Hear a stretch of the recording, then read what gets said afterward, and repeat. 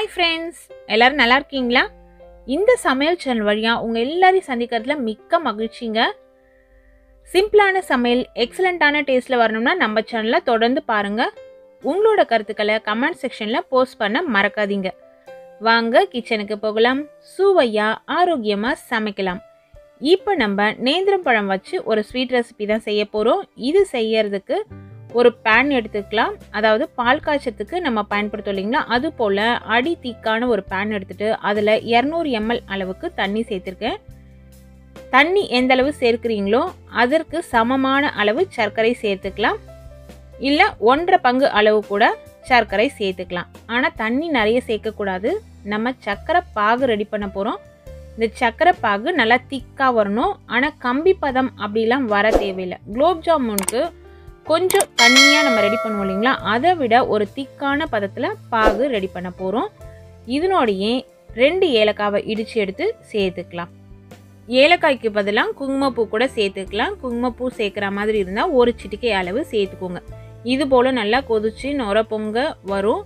ஓரளவு திக்காக மாறி வரும். மீடியம் ஹையில் வச்சு நல்லா கொதிக்க விட்டிங்கன்னா ஒரு 5லேருந்து 10 நிமிஷத்துக்குள்ளேயே இது போல் வந்துடும். ஏன்னா நம்ம குறைவான அளவு தான் செய்கிறோம். இப்போ சுவிட்ச் ஆஃப் பண்ணிவிட்டு இதை எடுத்து வச்சிடலாம். இது போல் அகலமான ஒரு பேன் வச்சுட்டு அந்த பேனில் நெய் சேர்த்துக்கலாம். நெய் நீங்கள் கூடுதலாக தேவைப்பட்டதுன்னா அதற்கேற்றாற் போல் சேர்த்துக்கோங்க. நான் இன்றைக்கி ஒரு 4 டேபிள் ஸ்பூன் அளவுக்கு நெய் சேர்க்குறேன். நெய் நல்லா உருகணும். இது போல் நமக்கு நெய் கொஞ்சம் நிறைய இருக்கணும். இந்த அளவு நெய் கொஞ்சம் தளர்வாக விட்டுட்டு அதில் நேந்திரம் வாழைப்பழத்தை தோல் உரித்து இது போல் கட் பண்ணி எடுத்து சேர்த்துக்கலாம். ஒவ்வொரு துண்டுகளாக சேர்த்துக்கோங்க. அப்போ தான் ஒவ்வொரு துண்டும் ஒட்டாமல் நம்ம இதில் வைக்க முடியும்.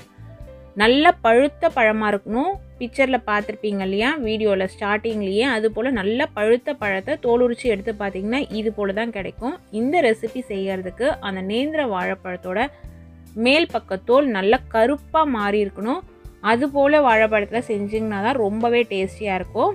இதை நல்லா ஒரு மிதமான தீயில் வச்சு ஒரு சைடு நல்லா கோல்டன் கலர் மாறின பிறகு ஒவ்வொரு பீஸியாக நம்ம திருப்பி போட்டுக்கலாம். இதே போல் திருப்பி போட்டு 2 பக்கமும் இது போல் நல்லா கோல்டன் கலரில் நமக்கு வெந்து வரணும். வாழைப்பழம் நல்லா சாஃப்டாக மாறணும். அது வரைக்கும் இதை நல்லா ஷாலோ ஃப்ரை பண்ணி எடுத்துக்கோங்க.